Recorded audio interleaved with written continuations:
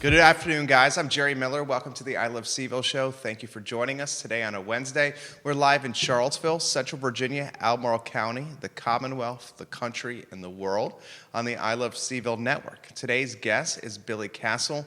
He is fantastic people. I've had the pleasure of getting to know him through a couple of encounters on the downtown mall, a few conversations here in our studio. It's his second rodeo on the I Love CVille Show. This rodeo is going to be very different, perhaps, than the first one. The first time he was on the show, he was playing live music. Today, we're going to spotlight his business and his evolution as a second-generation owner of great graphics, custom picture framing, an iconic brand on the Charlottesville Downtown Mall. Before we welcome Billy to the show, let's thank some of our clients for being a part of our lives. We love, love, love working with small business owners and community leaders across Charlottesville and Central Virginia. We love what we do, and when you make your passion your profession, most of the time you feel like you don't work a day in your life. There are those days, but for the most part, just absolutely love what we do. Two of our favorite clients are Interstate Pest and Service Companies and Scott Wagner Chiropractic and Sports Medicine. Guys, listen to the story of Interstate. It started with the first generation in Charlottesville, Virginia, Mr. Robert Wells. And in 1969 in Charlottesville, he used his personal truck and payphones around the city to build a company. Today, 4 generations of family members are running the company. I mean, it's awesome. They constantly are committed to leaving Charlottesville in a better place than when they first arrived. And the company has grown to almost 100 team members in a Commonwealth-wide working footprint. I admire the hard work and the success of a business like that. Same with Dr. Wagner. We've been working alongside Scott Wagner Chiropractic and Sports Medicine for almost 8 years. And when he started, it was Dr. Wagner and 2 chiropractic assistants. Now it's 7 chiropractors, an army of chiropractic assistants. And he's just really improving people's quality of life through chiropractic care and physical therapy and sports medicine. I love these guys. Why don't we, Judah Wickhauer, and Judah and I have been working together. Gosh, Judah, how long has it been, Judah? Has it been almost 8 years? Is that right? Almost 8 years. Judah Wickhauer is our director. Love him. Savannah College of Art and Design in the house. Judah, why don't we go to the studio camera and welcome Billy Castle to the show. And remember, you can get involved with the program by liking and sharing it, just like Marcos Bautista has done, and says hello to Billy Castle.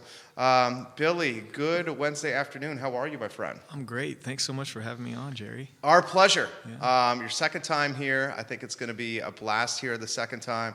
Go ahead and introduce yourself to the public. What are you all about? Yeah, so I'm Billy Castle. I run a picture framing shop on the downtown mall. I'm in a band called Ruckus the Bulldog. We're having some fun around town, and yeah, I've been back in Charlottesville since May, but I grew up here. I moved here in '96 when I was like 10 years old. Nice. From Northern Virginia. I was in like the D.C. area. My dad's first business location was up in the D.C. area on M Street, actually, in Georgetown.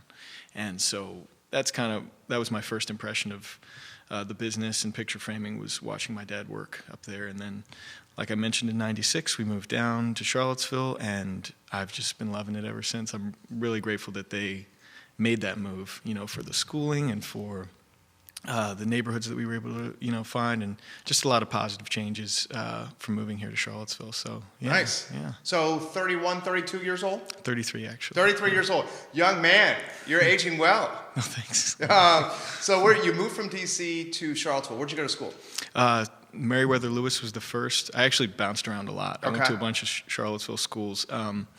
First one was Meriwether Lewis, then went to Covenant, then Fort Union Military Academy, actually, for a couple years. Puma. A few years, actually. I guess middle school, basically. And then went to Miller School. Nice. For just 1 year. Yeah. And then I went over to, that was freshman year of high school. Okay. And then my final 3 years I finished up at Western Albemarle. Okay. And also K-Tech. So I actually got to take a bus halfway through the school day into Charlottesville to work at K-Tech in the TV audio video production department. Nice. And yeah, that was a really valuable experience for me. We could probably pick your brain on how to improve this show then. That was a while ago. Okay. I've shipped focuses. You guys are way ahead of me now. But I did focus on that for a while. Nice. So what was it like going to a bunch of different schools? That's not always easy, is it? It wasn't that easy, actually.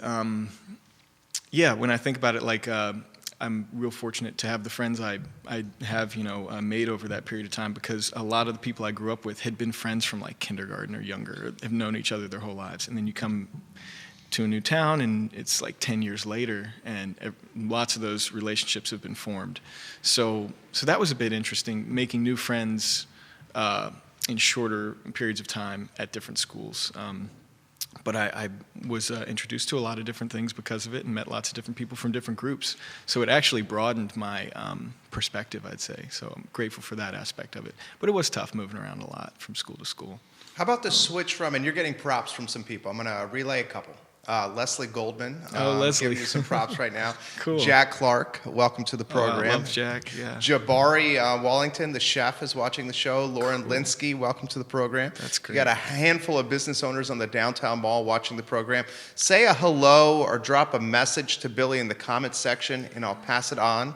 Let us know where you're watching. If you're watching from outside Charlottesville, I'll pass on your city as well. So throw this to you. D.C. to the Ivy area in Virginia. I mean, that's like a stark contrast. Was that a quality of life change for the family? Definitely. We lived in an area where, I don't want to sound like morbid or anything, but like you could hear gunshots and things like that. You hear that in Richmond sometimes too. Sure. But so that was, a big change from like basically living in a city. We were in one of the smaller neighborhood type areas, but you're walking distance from the elementary school or the apartment complexes and stuff. It's all kind of one area. But yeah, it was definitely a big shift. It was a big change. There was still a lot of good stuff there in Charlottesville. In the D.C. area. Let's say Alexandria, Okay. where I went to elementary school, for example, and great friendships there. And it was just a difficult. The biggest thing actually that's interesting about the schooling system up there is it's so diverse that it was actually difficult to get special education focused on people who spoke English, because most of the resources for those programs at that time were focused on people who spoke different languages, which is awesome. Yeah. That's the focus. But it makes it harder when you need special attention, like for learning disabilities and things like that, and the resources are just spread thin. So it was interesting in that regard. Then coming down to Charlottesville and getting some help with, things like ADD and stuff like that. Well, I can speak firsthand about ADD. I talk about that all the time on this program. Certainly something that I have struggled with. Jack Clark says, "I love you, Billy. I'm watching from Grand Haven, Michigan. You look fantastic." Well, that's kind of him to say. He's awesome. But you have such a chill, cool, laid back, relaxed demeanor to you. I guess it depends on what day you catch me. Yeah? Is it not always like this? I mean, I try to be like this for the most part, but stress takes hold sometimes. You got those One time, we were doing a job for Monticello, and they had all these big, heavy metal masks that they needed framed. And a customer comes in when I'm furiously trying to get these things done last minute, and I'm like, "I'm sorry, I can't help you right now," just freaking out. And she was so kind. She said, "Can I help you?" And she offered to actually help me finish because she could tell how stressed I was. So that just goes to show how cool our clients are, But yeah, I mean, if I'm stressed with work, I'm just a little bit more short and, I totally get I it. get done. I'm the same way. Well, you handle it much better than I do, and I think Judah Wickhauer, who's directing this program, would attest to that. But more about you here. What was it like growing up in the family business? I mean, what are some of your first memories? I'm also a son of business owners. Oh, cool. My parents had an accounting firm. Okay. And my brother and I were separated by 20 months. I know you have a sister. And my brother and I, we grew up in what was called the printing room. Oh. So while my mom was interfacing with clients, and my dad was doing the bookkeeping and the accounting and the CPA work, my brother and I were kind of hurried and pushed into this printing room where the printer was, and we were told to be quiet and do our homework or play our games and don't disturb the business. So we grew up around the business as well, and it really had an influence and an impact on our lives. So I'm curious at how it impacted your life and some of your first memories. That's a great question. Thanks for sharing about your past with that. It was interesting. My dad worked really, really hard. He had 3 businesses or 3 stores. Wow. In D.C., Richmond, and Charlottesville. Wow. So it was a lot of community, in general, lots of transport. So he, with materials and transporting all of the different client things, picking up materials, picture frames. The workshop was in Richmond. The main retail outlet was in D.C., and then Charlottesville was, held up its end. And yeah, just all the commuting back and forth. We honestly didn't see him a lot. So that was a lot of my childhood, was just my dad being really busy. I'd see him at night. That sounds exactly like us, so that's tough. It's a little tough. It's a little tough. I so much respect now stepping into my dad's shoes and seeing what he was responsible for, how much he did. It's like, unless you experience it, it's hard to be grateful for it at the time and understand, I'm giving him a hard time for not being able to take time for me for whatever reason. And then I realize now, what it took, to keep these three businesses going, three stores, keep the business and the family and all that stuff. It's like, wow, so much respect. Yeah. It's incredible and tough. I'm getting a little emotional now because on Sunday it'll be a year since he passed away. And so that's, it's just tough thinking about all that work that goes into it. But the gratitude I have for being able to live it, and have more gratitude understanding it from an actual experiential side. I'm doing it now. I'm responsible for those things. It's interesting. I totally respect you so much more. I remember growing up, and I'm going to pass it back to you, seeing my dad was Friday night pizza night. And maybe after a soccer game on Saturday. And maybe if we were lucky, in passing in the morning over a bowl of cereal.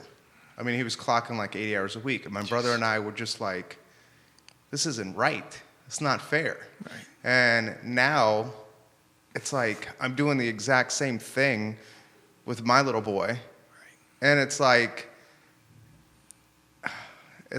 in some ways demoralizing, but at the same time, it's a necessity to keep things going in the right direction. Right. And I always would say, I don't want to turn into, what my dad was doing, but at the same time, it's that's what you got to do to provide. Yeah. Pass that back to you. Anywhere you want to go on that. It's awesome for you to, bring that up. It's one of those parts of life, I guess, right? That is unavoidable, but you sort of have to, or at least someone like me who's hard-headed, I need to experience things and sort of fail at them or see how difficult they are firsthand to, truly understand it and then put it into practice for myself.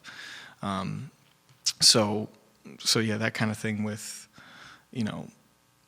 experiencing our fathers being busy all the time, having maybe a little bit of resentment about that as a child, but then growing up and having that resentment turn into respect and gratitude. Because it was all coming from the right place. Right. He was doing it to support the family, keep things going right. So,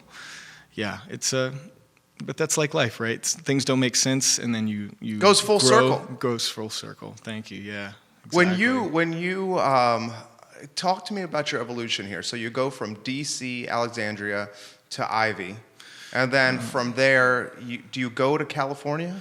That wouldn't be till after school. Okay. So I was in Richmond for a year, running my dad's. That was my first experience actually managing the business. Okay. So 18, 19? 19. Okay. I was 19, and luckily he was there a lot to help me out, but I was on my own living actually, because this was a large building. It was like a warehouse down on East Gray Street. Yeah. Pretty close to VCU campus. Great spot. It was a good spot. And the building was very cool. So I was living there and working, so I got a really intense work experience very quickly over the course of a year, with being responsible for keeping up with orders, dealing with less customers than you would in DC, but still a pretty high customer load.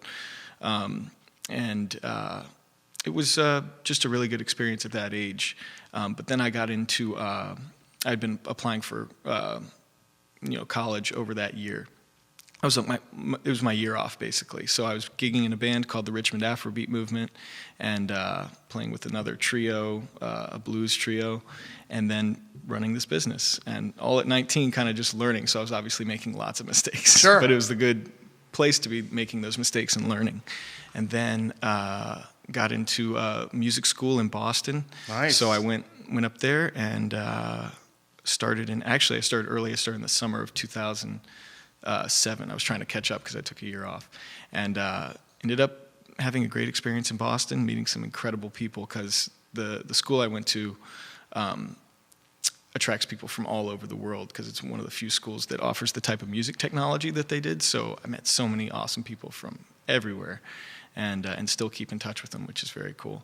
And that also helped a lot moving out to Los Angeles, because that was sort of like the mecca after going to school. You go out to Los Angeles, New York, or I guess Nashville. Those are kind of like the three musical hubs, the main places. So after you go to school up in Boston, you would most likely go to one of those three places. And I chose Los Angeles.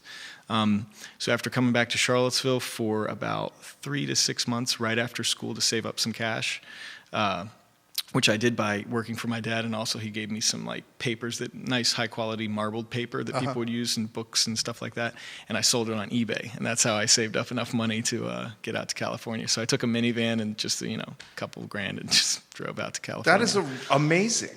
It was maybe not. That's like manifest destiny. It maybe wasn't the best plan, but at that I did time survive. you're in your 20s. It's like It's true. Not as much responsibility, and you Right. were feeling the itch, right? True. It was the right time to do it. Yeah. Because, I could afford to make those mistakes at that point in time and learn. And I learned so much over those 3+ years in California. And, again, met amazing people. So definitely worth the experience and even the struggle, because there were a lot of struggles in California. How and when did music become such a passion for you?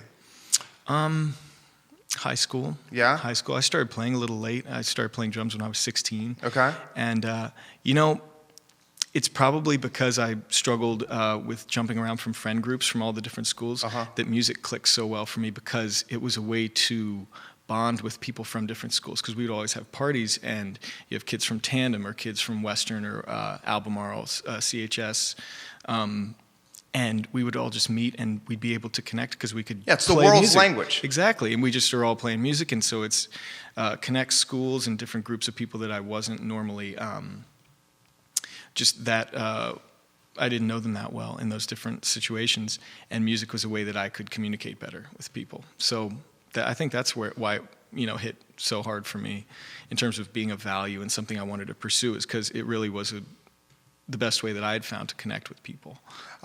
You are obviously passionate about music to the point where you go across country with a few $1,000s in a van to Los Angeles, one of the epicenters of music. How about a spotlight of like the fear and the vulnerability and what was going through your mind at that time when you're driving in this van across the country to LA? Did you know anybody?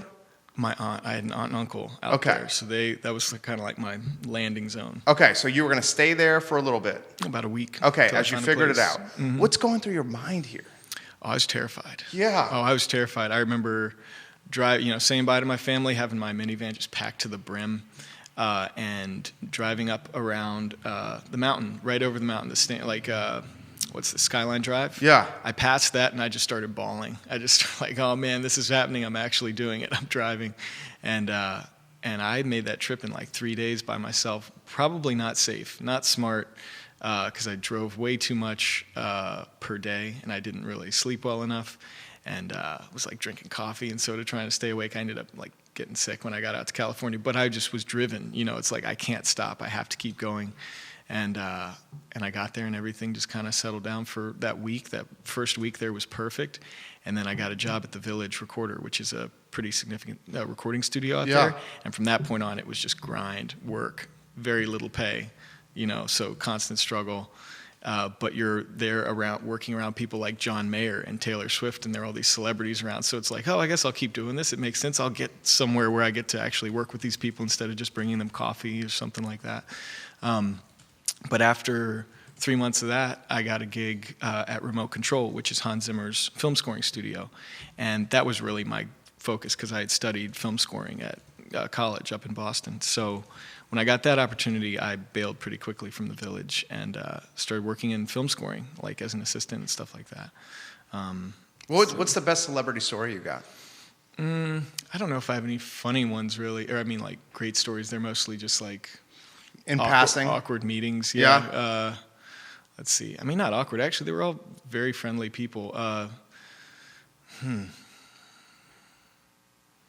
I don't know. There are a couple ones that you don't want to say and like hurt anyone's reputation. Yeah. We don't have to do that. Yeah. Was LA life for you? Was LA what for Was me? Los Angeles life for you? No. Yeah. No, I never quite made that transition into like this place feels like home. Yeah. Why so?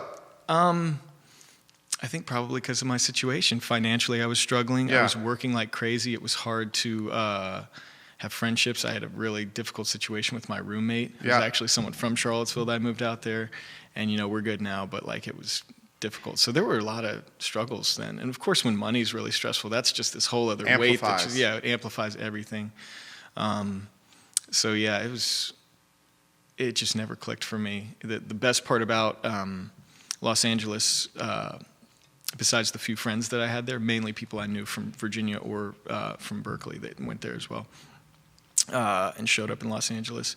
Aside from those folks, it was my aunt and uncle that really they were my rock out there. They were so supportive and kind and helpful. So other than that, I never really felt at home in LA. But I did have some great times there. It's a cool city. It just wasn't like home for me.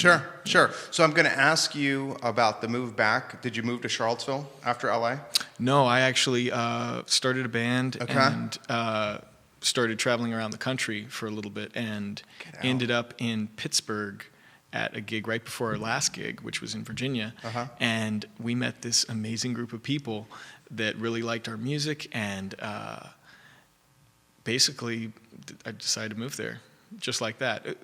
On this summer tour of 2014, I was trying to get out of Los Angeles. So I was looking, on this tour, me and my musical partner were looking for places to move. We were looking for a new city where we could develop and grow this band. And we ended up in Pittsburgh, and it was just the right spot. And yeah? Yeah, I love that city still. But my buddy Curtis Shaver, dear friend, owns Peloton Station, loves Pittsburgh. Cool. What is it about Pittsburgh? It's a big city with a small city kind of vibe. So it's accessible, it's affordable, it's very kind for artists in that regard. My last living situation there was where we had this artist loft, which was this just massive apartment, way too big for us, and it only cost like $900 a month. It was in the heart of East Liberty, and it's because I was an artist, and I basically went through this, tax stuff and filled out some paperwork, and I was able to get, into this amazing artist loft situation. Nice. And so they have lots of things like that. And I think that's you get a lot of the good things of a big city, but in a smaller city package in terms of just it being more manageable. Yeah, so I like that. You got comments coming in. Jehu Martin says Billy is a wonderful person, a creative musician. Jehu's wonderful. Just a great guy. D. Claudio Zarpalon. I love this man. He is the absolute best. If you have some comments for Billy, put them in the comment section, and I will relay them to Billy. If you're watching from outside Charlottesville, let us know where you're watching, and I will pass that along. Leslie Goldman, Marie Fleming, Brandon Scott, Robert Schuster, Dan, I'm going to mess up your name, Dan Stillinger, Ariel, welcome to the program as well. Guys, give it a like and a share on any of these 12 Facebook pages. So you're feeling good in Pittsburgh. Yeah, loved Pittsburgh. Life awesome is city. good. Yeah. It's affordable. You got some money in the pocket. You're playing. No, I'm still struggling financially. Still struggling? Oh, yeah, definitely. Because I'm a musician, yeah. of course. So at this point, definitely still struggling. I'm paying my bills, and I'm eating, and that's about it. Okay. So why leave Pittsburgh? Well, that was a relationship thing. Okay. I made the mistake of getting into a relationship with someone I was in a band with. Okay. And we basically had just kind of intertwined our lives in an unhealthy way. Yeah. And then things fell apart with that, so along came everything else. So you want a fresh start? Fresh start, yeah. That's basically why I left. Okay. Yeah. I suppose if I really had wanted to, I could have, figured out a way to stay in Pittsburgh. But I was going through some tough stuff at that point in time. So it was really good to get out and get back to Virginia to be with family and to honestly get my life back together from taking a lot of risks in the music industry, like with financial security, just mental security, just in general, figuring out how to make things better for myself in my life, So that's why getting back to Virginia was good for me. When was that? What year? That was 2018, so it was May of 2018. Okay, so May 2018, you come back to Charlottesville. And what's Billy Castle like then? Pretty bruised and broken. And Yeah? Yeah. Hurting pretty bad at that point.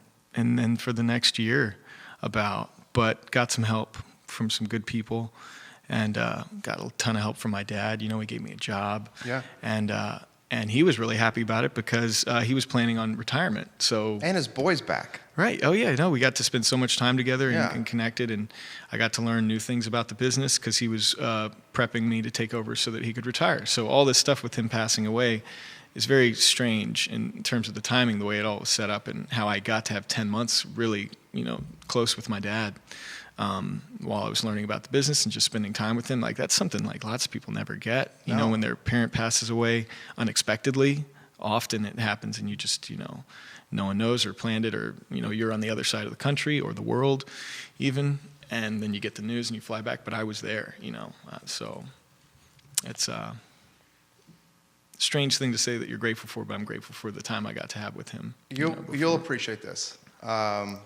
June is at Popio. Yeah, June.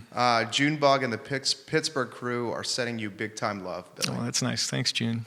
Don't you feel like, and I'm not trying to get like cheesy or cliche, but I'm real big into like, life is going to direct you in certain ways. And don't you feel like that, like life in that situation, there was like this higher power? Absolutely. As like, come to Charlottesville, spend 10 months closely with this man that you admire, get to know him all over again, learn the nuances and like inner workings of the family business, reconnect. I mean, throw that topic to you. Yeah. I mean, I like how you mentioned a higher power, something, some like guiding force that's out there, like something you can kind of trust, because everything seems to happen for a reason, and that's how it felt with this whole situation. My life changing in a way where it wasn't even in my control at that point. It's kind of like just kind of go with what you have, follow the best situation, and yeah, it led me to this situation, and I'm incredibly grateful. So yeah, I definitely felt some guidance from that, some positive force guiding me, and it felt like things happened for a reason. So 10 months spending alongside your dad. How about some of the stuff you learned there? So much. Of course, it was a different context now, being because it's a groomed to Charlottesville take store over. then, right? Yeah, at this point it was just Charlottesville. Although I came back, it wasn't like it was a completely new operation to me. Although a lot of things had changed. Consolidating two pretty large businesses and buildings full of equipment into this smaller space on the downtown mall did change the way that operations worked a lot. But it was pretty brilliant the way my dad figured out how to turn what was at one point like a 10 to 15 person operation into a 1 person operation and still be making as good or better, profits. Of course, it's everything scale, and it's interesting seeing how you could do that. But yeah, it's cool to see what he did. And so being taught, how to do that, and getting kind of a glimpse into his mind and the way that he thinks, because he's definitely a kooky guy. He was crazy, but he was really cool and had so many cool ways for doing things efficiently and inexpensively, just from learning how to do one thing and applying it in a different area, and DIY kind of done well in an it's hard to explain, but for his craziness, there was some method to his madness, and I got to learn about that working with him. So I like that stuff. But I also learned that he was a man that was all about work.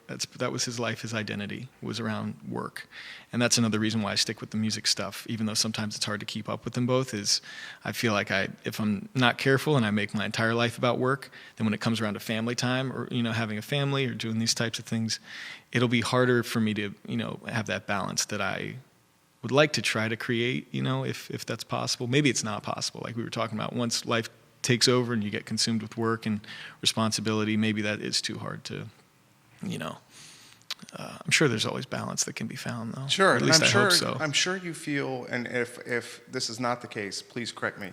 I'm sure you feel some pressure to keep up the legacy that he put in play with the business. I wouldn't use the word pressure, but yeah, pressure is probably a fair word to use. I enjoy it so much that it doesn't feel like pressure to keep it going. Yeah, I think the pressure that I feel is pressure I put on myself about this sort of getting caught up to where I feel like I should be because of all those years I risked things in the music industry and maybe more, I wasn't preparing for my future in certain ways. So I think the pressure that comes from the business that I put on myself is from that, just like feeling like I need to catch up constantly. As far as continuing my father's legacy, that's something that feels like a privilege and something that I'm also really grateful for because I love doing it. I love working with my hands, and I love working with our clients because you're working with art all day. You get to design, ways of presenting artwork. It's really fun. It's cool stuff. So, you mentioned, and we don't have to go down this road, but you've brought this up in 2 different occasions with me. You mentioned his unexpected passing. And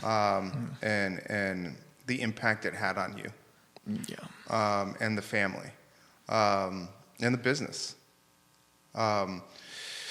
So I'm going to try to relate this in a way and pass it back to you. So because my dad was working so much, and just not doing anything from a quality of life standpoint, or an exercise standpoint, or a diet standpoint. He found himself sitting at a desk 70 hours a week, became overweight, was like you were mentioning with the trip to California in the minivan. He was drinking sodas, Coca-Cola, Pepsis, just to stay awake to work these hours. Eating at his desk, quickly developed diabetes, needed a quadruple bypass. Needed early stage Parkinson's, and it's all tied to what you said, and you said it so well. You have a really good way with words, where his identity was being the provider, right? And this is how he was a father, and I respect it, but that identity created massive health issues for him. Where now he's 70, and he is a shell of his former self, especially compared to my mom, who's like a rock and strong and vibrant. Interesting. So I can relate. Sounds like it. Yeah. I'm gonna get out of the way. Anywhere you want to go on this? Oh, thanks for sharing that. I appreciate that. And yeah, that's a real thing I think a lot of us face, in this, I don't want to say the world, but in America especially, there's so much pressure on maintaining certain standards of life and things like that, which are important. Yeah. But then what it takes to maintain that. And it's curious to me because it's just starting to become more realistic as I have more responsibilities that have been, that I've taken on or that have sort of been put on me. But I don't think it's healthy in the long run. I don't think it's good for that to be one's identity. Maybe I'm wrong. I could be wrong. But from my experience, I think that finding a healthy balance involving self-care, which would also involve, family time and relaxing, activities that aren't just breaking your back constantly. Because I do consider that to be one of the large factors in my dad passing so early. He was only 69, and it's young. Yeah, it's pretty, especially considering that he exercised. He actually took very good care of himself. He was physically in pretty good, physical condition, but there's also some heart issues in the family that he wasn't taking into consideration, and he probably just wasn't going to the doctor for checkups regularly enough, and although he actually got a clean bill of health, just a matter of months before this whole thing. Yeah, which is strange. But I think that he used work to kind of numb himself in a certain way so that he could keep pushing himself beyond what a healthy threshold would be, because his body may be telling him I'm in pain, your back's hurting, you need to rest or do these kinds of things, but he would just keep going because the work kind of keeps you numb to it because you're productive. So that's where your focus goes instead of your focus being in your body and that kind of thing.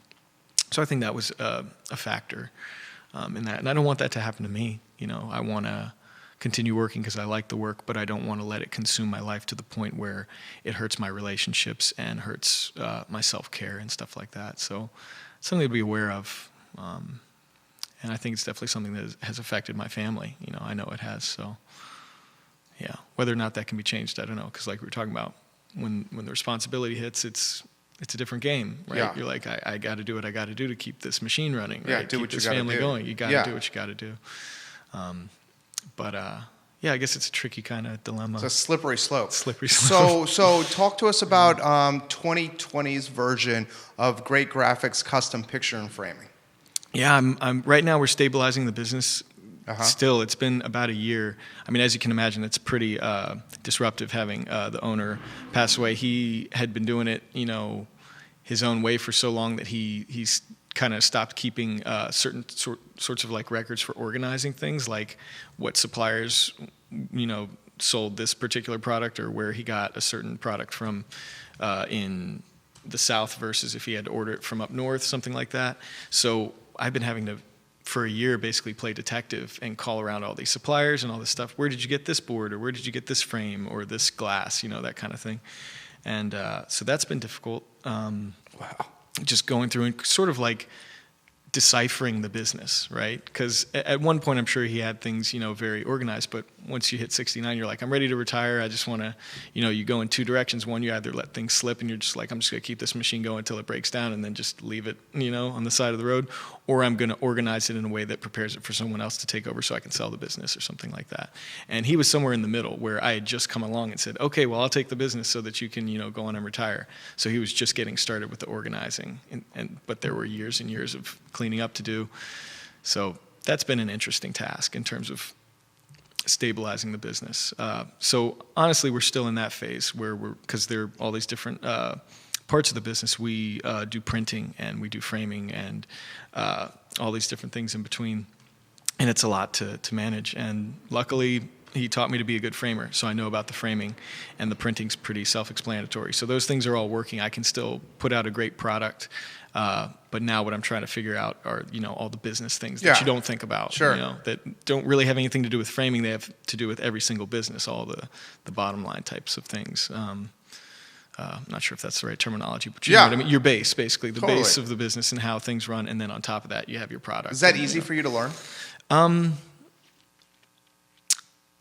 I'd say yes, because I like learning it. Right now, the more difficult part is the challenge of the back and forth between myself and my family, where all of us have different pieces of information, and we're just trying to learn how to communicate best to bring everything like the business taxes, because we're learning that those taxes are different from, your personal taxes, obviously. You've got sales tax, you've got all these different types of city things you have to think about. So it's a crash course in all this. People would go to business school to learn how to do these things, but we've had a year to kind of like reach out for help here and there and piece things together. So that's sort of where we're at with it. And once that gets stabilized, which I assume will be in the next 6 months or so, I'm planning on expanding. I mean, I really like the business. Business has been good. We've been really fortunate. And Charlottesville's just got so many cool people with great taste in the artwork and things like that. So that's encouraging and makes me think that the business can do well expanding into different areas, maybe like trying to focus on Crozet, Waynesboro, or, Ruckersville up 29 and things like that. So that's the long term, thinking about expanding, opening up a couple more stores. But for now, it's just focusing on keeping up with the work we have, because honestly, it's been busy. That's a good problem to have. It is, yeah. I'm grateful for that problem. You have a lot of comments coming in. Guys, I'm going to get to some of the comments on air and highlight some of the people that are watching the show. If you'd like to relay a comment to Billy, just put it in the comment section of any of the Facebook pages and let us know which city you're watching in, and I will pass it along. Tyler Williams is watching. Oh, cool. And Tyler says, "What's up, Billy? I'm happy for you, old friend. One of my favorite musicians to ever play with." Oh, wow. He's one of my favorite musicians. He's a phenomenal drummer. Jude, is it Michaela Jude? Oh, yeah, Michaela. That's my girlfriend's sister. Watching the show as we speak. We got Michaela. John watching over in Keswick. He says hello. Cool. John Dallas Campbell, Amanda Traplowski, Jeff Cheers, Mark Lynch. Welcome to the program. Guys, give it a like and a share. So I'm going to throw this to you. Family business. What's that dynamic like? It's tricky. Yeah. It's tricky. It's mostly between myself, my mother, and my younger sister, Elizabeth. My sister, Frances, who had been working with my dad for 8+ years, she knew everything. She is such a great framer. She came back from after leaving the business to focus on her stuff. She shut down her life and came back for 6 months to work in the shop to help us stabilize things. So just an incredibly selfless thing on her part. So grateful to have her for those 6 months to just get everything, working right. And then she went back to her life and her work. And so since then, it's just been basically my mom and my younger sister, Elizabeth. The two of them focus on the finances and the taxes and dealing with, all that. They're basically the accountants. And then I'm handling all of the day-to-day operations. I'm taking in all the orders, working with Chris Williams, who is a guy we just started working with around December. He's been a godsend, an amazing person and very talented framer who came at just the opportune moment, like right around the holiday season when things were, obviously very intense. So between the four of us, basically, we're all that's keeping the business going. But in terms of the family dynamic there, communication's a little difficult at times, but, we pull it together and we figure it out so far. And we still have some hurdles we're trying to get over. But other than some typical obstacles, I think that any kind of family with, who got sort of thrust into this sort of situation where you're not planning it, you don't expect it, I think everyone's actually doing a great job. But, yeah, sometimes communication's difficult. People see this version of Billy Castle, and I love this version of Billy Castle. I'm going to say it again, have this just like cool, calm, and collected vibe. And then people see the version of Billy Castle and Ruckus the Bulldog. I mean, that's like 180-degree different Billy Castle. Yeah, because that's an act. That's a persona. That's just a show. Yeah. It's a show. It's like going to the movies. Right, and Jimmy's watching now. Jimmy's the man. I love when you and Jimmy Jimmy. were on this show. You guys had like such an obvious dynamic, even when we were just doing the talking piece. He's like that 24/7. Oh, I know he is. That's just Jimmy. Yeah, Jimmy's the man. Jimmy, I love you, homie. I really, really mean that. I love your energy. Talk to us about Billy Castle that's on stage. It's changed, but where that whole persona came from when I was starting my solo project, a lot of that music we play, aside from the newer stuff Jimmy and I have written together, that all came from this era in Los Angeles when I was doing solo stuff, and that's when I started getting into distortion and all that heavier stuff. And I think I was just really angry and looking for some sort of outlet, and I could yell when I was playing rock and roll music, so it seemed kind of perfect. But yeah, basically when you're seeing that character up there, that's just my pain body, my anger, my frustration at the world just coming out at a microphone. So that's what that is, to be honest. Yeah. How often do you get this question? Billy, I see you on stage. Billy, I see you here. These are different people here. I'm sure you get that all the time. No, I don't think I get that very often. Well, I don't know. I don't think that many people know. Yeah? know like me or know the different things, so it's not like, you were so talented, man. You guys put on a hell of a show. You guys get the crowd so jacked. I mean, the energy is like palpable. Fun shows. Jimmy takes it to another level. He says, Billy, stay angry. You're great at it. He's watching right now. He's been on the opposite side of that a couple times. Just talk about the rush and the adrenaline that you get when you're playing Ix, you're playing somewhere.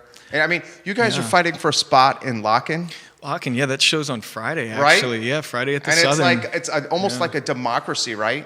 Where you get voted, correct me if I'm wrong, you get voted in to Locken. Am I right there? I think so. I think it's sort of like a glorified Battle of the Bands situation. Battle of the Bands, yeah. And Jimmy, put some answers on the feed here, because Jimmy's doing a hell of a job hyping and promoting this. I believe it. Yeah. Jimmy knows. But yeah, that shows that type of situation where there are three other really great bands. I haven't seen them live, but I looked them up after I found out that they were playing at the show, and really talented bands. So the reason I think the show's almost sold out, if it hasn't already sold out, is because you're bringing together some bands that were significant enough in town. The bands are becoming evangelists for the show. Right, yeah. And that brought a lot of people out, clearly, because we heard a couple days ago, they were getting low ticket warnings. And that's encouraging for a show of local bands at the Southern, but it is a bunch of really great acts, and I think that we play this round, and then because there are rounds from different areas, actually the same exact thing is happening in Richmond with 4 bands, and all around, and so I think there will be a second event with the winners from each of those that come together, and whoever wins that gets to play at Lock-In. So yeah, it's a voting situation. So you come out with your ticket and you get a voting thing with your ticket. And Jimmy says it's a battle to the death. he's right. Caroline Faulkner Saul, welcome to the program, guys. What are you feeling when you're on stage and you're seeing the crowd respond to you? Dude, you got skills, you got talent. The crowd loves you, and when you guys are on stage, I mean, what are you feeling? Fun, because that's the point. We're having fun up there, and I mean, you'll definitely know that when you come to a Ruckus the Bulldog show. That like, basically from the beginning of the show, we try to make it as clear as possible to not take this seriously. It's like, this is for fun. This is not like a serious, intense show where you're supposed to like feel sad or happy or this or that. It's like just have a good time. And all my music stuff before has been so serious. I've just taken things seriously, like been so meticulous about crafting the set and like we have to do this and that. But we put a lot of time into practicing, but when we get up there, like all hell breaks loose. It's like everything that can go wrong goes wrong. Like Murphy's Law. Our band should be called Murphy's Law, not Ruckus the Bulldog. And that's what's so fun about it, is that like basically our only rule in the band is once we start, we can't stop. You can't stop the show. It doesn't matter if the microphone goes out or the guitar, like we can't stop. And that basically it creates this sort of world and where anything can happen. It's pretty funny. It's kind of weird.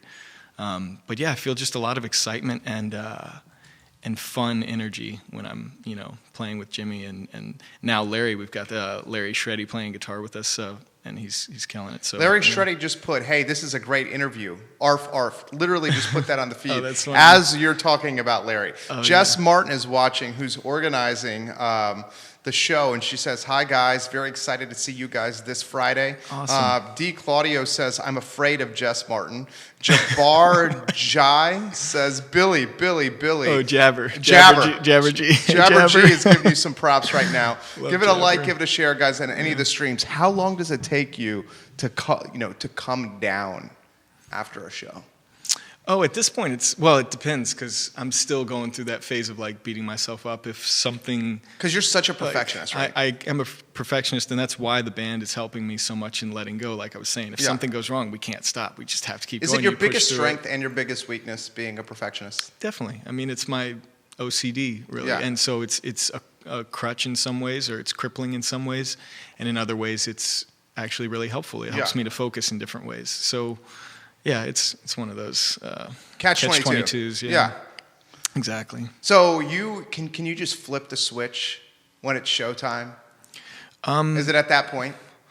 Yeah, once things start happening and you see the people's faces, and for me at this last show at the Jefferson, we just got to open for Zoso, the go-to Led Zeppelin cover band, and they were awesome. I've seen Zoso play.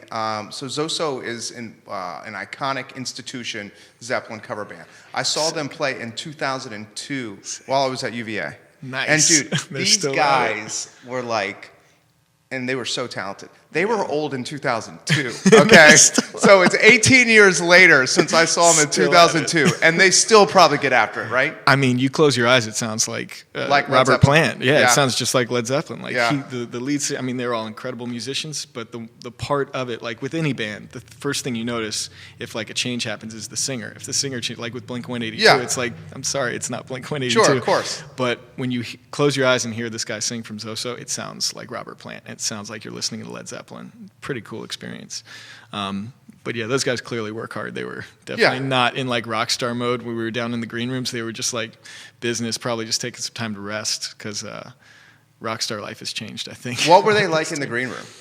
Just chill, just doing their thing. They like didn't even unpack their bags. They didn't have like a bunch of like you'd imagine there'd be a bunch of alcohol. And that's what I was gonna. Right. No, it was. It's just not like that. It was like empty, and we were all pretty much. There was more action going on in our room, and we're just in this side room that's like a quarter of the size. Yeah.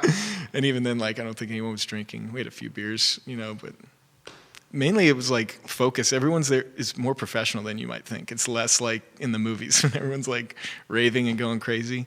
It's more like, okay, let's go over the set and that kind of thing. But. D says, "I love you inside and out." Love you too, D. Is it Jabber? Jabber, yeah. Yeah, Jabber's giving you some big time props here. Yeah, I love Jimmy Jabber. says, "How dare you say we're not party animals?" Jimmy's watching the program. Huge fan of Jimmy on this program. Throw this to you. When you are playing music and the crowd is, take the Jefferson show. Did you ever think that you would be playing an iconic venue like the Jefferson and like effing crushing it? Because you guys freaking crushed it. Thanks. We did have fun. It was a great show, and we had so many people working with us too, who were a part of that show. It was, everyone from, Mark and Nate, all the people who were like actors, and it's turned into a big collaboration. But yeah, it's so much fun. Yeah, I don't know. You're getting props from, let me relay some of this. You're going to have to help me with this name. Is it Variados? Variados. Yeah. Yeah.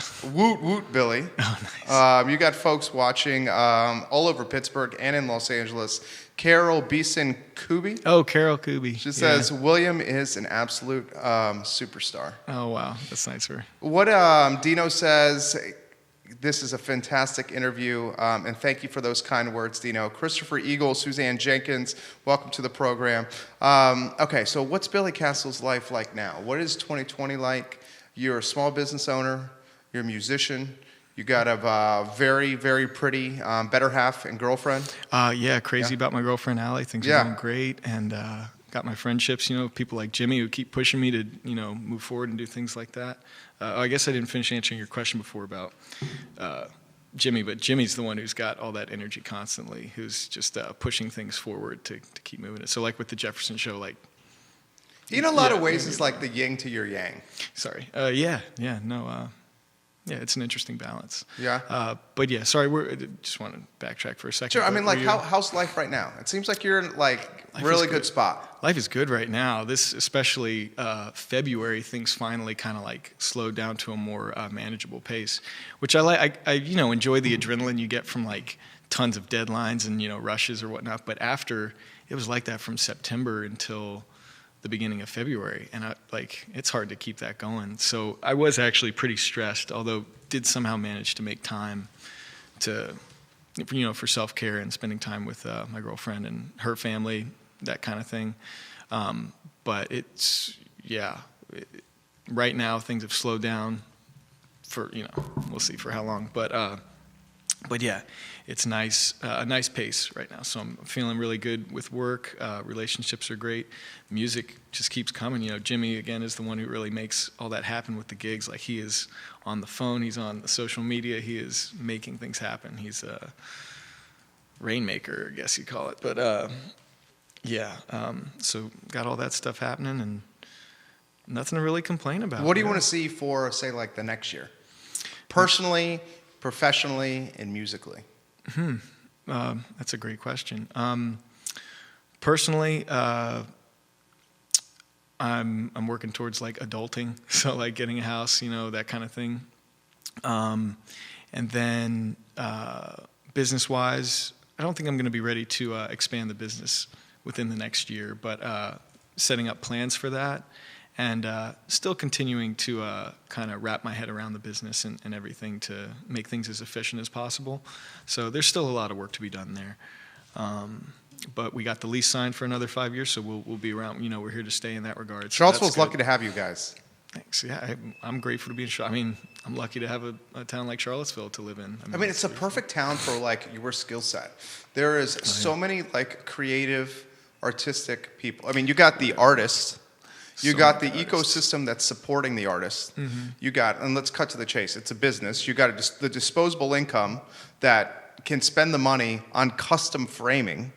True. And design. Mm-hmm. You got this incredible ecosystem from a music standpoint. So many venues to play. Yeah. We're so lucky there. It's true. And it kind of reminds me of what you said with Pittsburgh, where it's got kind of like this cosmopolitan big city feel, mm-hmm. but it's like this intimate, quaint little town at the same time that's accessible and approachable. Absolutely. Yeah, it is like that. Maybe that's another reason why I liked Pittsburgh, because it kind of reminded me of Charlottesville in that way. And yeah, you got the accessibility and also the community, sense of community, like you were saying. In Pittsburgh, they're all about sports. And Charlottesville, there's a healthy, support of the college and all the sports that go around that. Yeah, Charlottesville is, I love it. I spent a lot of my life just trying to experience things outside of Charlottesville.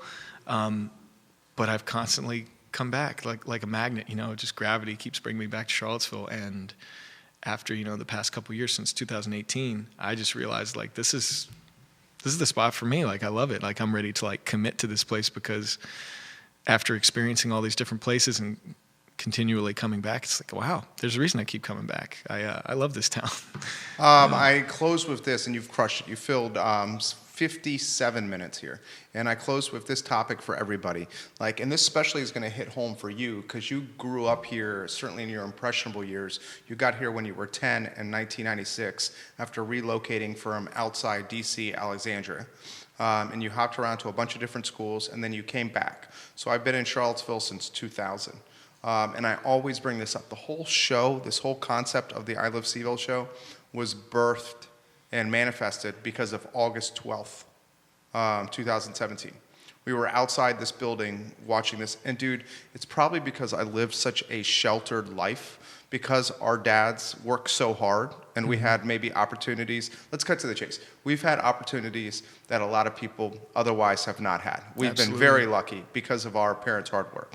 And as a result of those opportunities, we've lived sheltered lives probably that other people have not had.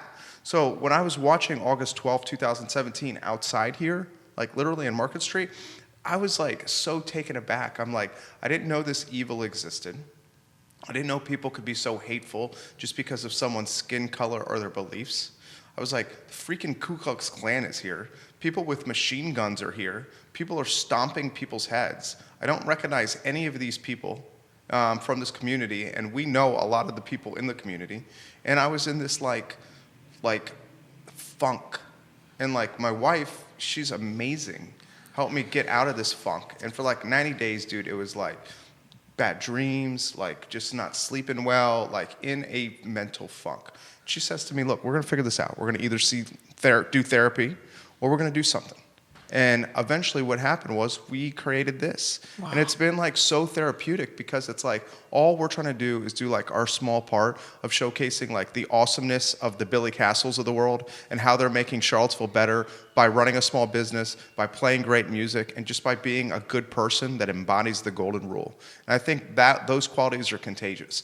And like where I'm going to go with this, and I'm going to pass it back to you, is like first, August 12, 2017, what was going through your mind? And the second part of the question was like, and you were not in Charlottesville yet, but I'm sure you were watching from afar. And the second part of the question is like, where do we still need to go as a community? And I'll get out of the way.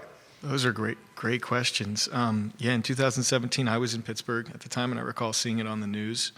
And I actually had a lot of my friends. I mentioned I went to school in Boston, where the international community was huge there.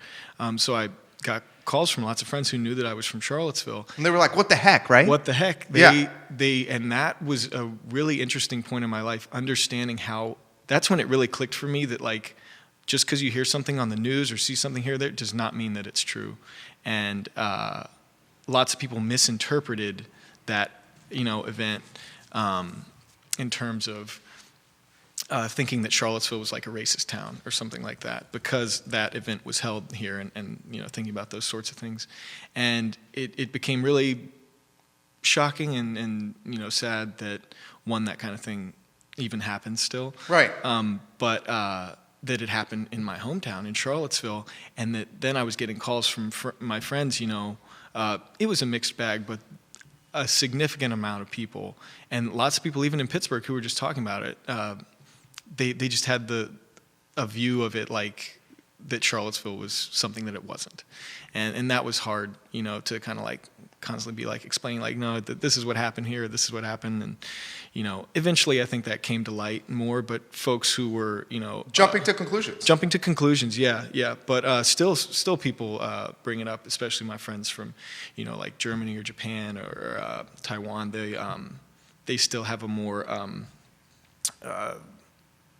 surface level view of the situation, and they didn't even dig deeper to see like what the behind the scenes were, or what the truth was behind the situation. So that's just an interesting thing to touch on, is how easily information can be misconstrued. Totally. Yeah. So that was an important reality to be aware of. But yeah, and it was disheartening. Yeah, to be honest, it was sort of like, a bunch of political things that have, happened, around that time too. It's just like this sort of strange feeling that's hard to explain. It's kind of dark and it's kind of like hopeless. And but if anything, I think that people like you doing things like this to bring the community together, that's inspiring as heck. I mean, what a phenomenal idea. And yeah, I think that's in a different way, but along the same vein of just meeting people. That kind of helps re-inspire, right? Yeah. When you connect and communicate and you see, okay, so it's not all bad. That was just a moment that needs to be understood and respected and taken for what it is and learned from, hopefully. But that doesn't define us, right? And as we meet each other and communicate more, I think that becomes more clear. So as hard as it is, beautifully said. Well, as hard as it is to like accept in the moment when something terrible is happening, like there is something that can be learned from it and we can grow from it, right? So if we can find the good in it, I think that there's some value there. But yeah, hard as heck when it happened. But it led to you creating this, and I've gotten to meet you. Yeah. And what's your last question here? What would you say is like, if lack of better phrasing, is your state of the union for Charlottesville in 2020? And where we need to go. And why I'm asking you this is because, dude, you are like a deep thinker. And like, I feel like everything like you were saying and like, it's like so well thought out and like vocalized. And like, I can totally tell that you think about stuff before you say it. Oh, and same like, to you. I respect it. Like, what would you say is like, last topic? And we don't often go long, but you warrant it. Like, what would you say is like state of the union and what still needs to happen? I'm just now getting into business. I'm learning so much more about the city and the way things work. I'm curious about everything from the taxes, which I'm fine with taxes if I know that they're going to things that are bettering the community. That's fine. But I heard about Charlottesville having a $5 million surplus recently. I'm like, okay, well, I would just like to know more about the way that the city's using its funds, because overall, honestly, Charlottesville seems to be doing great in so many ways. You look at the skate park and what they've done with the McIntyre area. Yeah.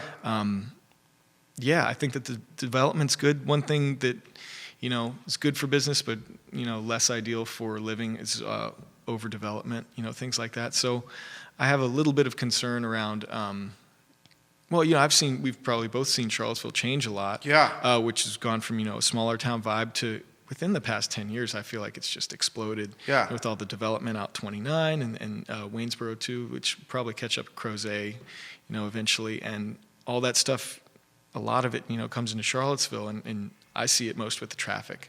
So things like that are concerning, but more people, business thrives a bit more in that situation. So I'm honestly still feeling things out, and I don't know I personally think Charlottesville should go. But I have high hopes because I do respect Charlottesville. It seems to be growing in the right directions in a lot of ways. I think, of course, we're still subject to a lot of the same problems that every city, has, with concerns about certain people who have power, their decisions and the way that they make them and why they're making them. Sometimes I think they're for good. Sometimes they may have, other reasons. Intentions, yeah. Yeah. So again, I'm still learning and feeling things out with that in the business realm. In terms of Charlottesville, I just wish the real estate prices would go down so I could afford a house. So that's pretty much it. Yeah. Carol says William for city council. Oh, lol. You would never do that? I don't know. I think you should run for president. I think you would be a phenomenal city councilor. Wow. You crushed it. Thanks, Jerry. You crushed it. How about this? Last, a plug for the business. Thank you. Yeah. Anywhere you want to go on that. Why folks should consider your business. Anything you want to talk about your business. Yeah. I mean, my dad had been doing it since '79. We're basically 40 years in the framing industry, and we got a lot of experience, a lot of skill, a lot of history with it, and a phenomenal group of customers and clients, and I'd say try to find it. Good luck finding us, though, on the mall. Our sign is kind of hard to see. We joke with our clients about that, though, how it's kind of like a speakeasy in the frame shop. You kind of got to know someone and know a password to get in. But so I guess we're Our current branding is being exclusive, even though it's not intentional. Customers will find talent. Right, that kind of thing. Yeah, that they will makes sense. find you. Yeah, no, you're right. It's how it's been too. So I definitely can't argue that. But yeah, just you can find us online. Just Google Charlottesville picture framing or great graphics, and yeah, we do printing and framing. We do a lot of stuff that I think most framers in town either can't handle or maybe aren't as interested in. Things like oversized pieces and a lot of specialty stuff. So yeah, I'd say we're the go-to framer in Charlottesville. So yeah, come check us out. Thank you for joining us. Yeah, thanks, Jerry. It's a pleasure. Yeah, thank Definitely. you. Guys, we will archive this show on ilovecville.com, and we will continue to spotlight Billy and his family business for the next couple weeks here across our network, the I Love CVille network, which is 17 Facebook pages, 17 Twitter accounts. We have the third largest Instagram in Charlottesville, an e-newsletter that goes out to 130,000 inboxes every morning at 11 a.m. And then we're going to turn this show into a podcast on iTunes and Apple Podcasts, and then the full show on ilovecville.com. I am so grateful for anyone who is committed to making the community better. And whether that's through small business ownership or playing great music or running a nonprofit, leading a nonprofit, giving your time to charitable work and your resources, being, someone that is civically engaged as a volunteer or as a politician of some capacity. Anybody that's committed to giving their most precious commodity, which is their time, to bettering the community, whether I agree with their politics or whether we disagree on something, I respect them regardless. And I think that gets back to the golden rule. And we close the show with the same message. And it's like, please embody the golden rule and please treat the people in your life how you want to be treated yourself. It's such a straightforward concept that's on paper, but I think the golden rule is a concept that's lost, maybe sometimes in the moment or sometimes over the course of a little bit of time. The country needs the golden rule more than ever. I think that is safe to say.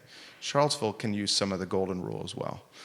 Billy Castle is A+ people. Support great graphics, custom picture framing on the downtown mall. Support the businesses that support the community. I'm Jerry Miller. This is the I Love CVille Show on Monday through Friday from 12:30 to usually 1:30. Today we went to 1:41 because of Billy. I hope you guys have a good afternoon. Take care. Thanks, Jerry. I appreciate you. Yeah, man. Awesome. Same to you, man. Yeah, It was thank awesome. you. It was easy. I'm glad. Yeah, no, I had a great time.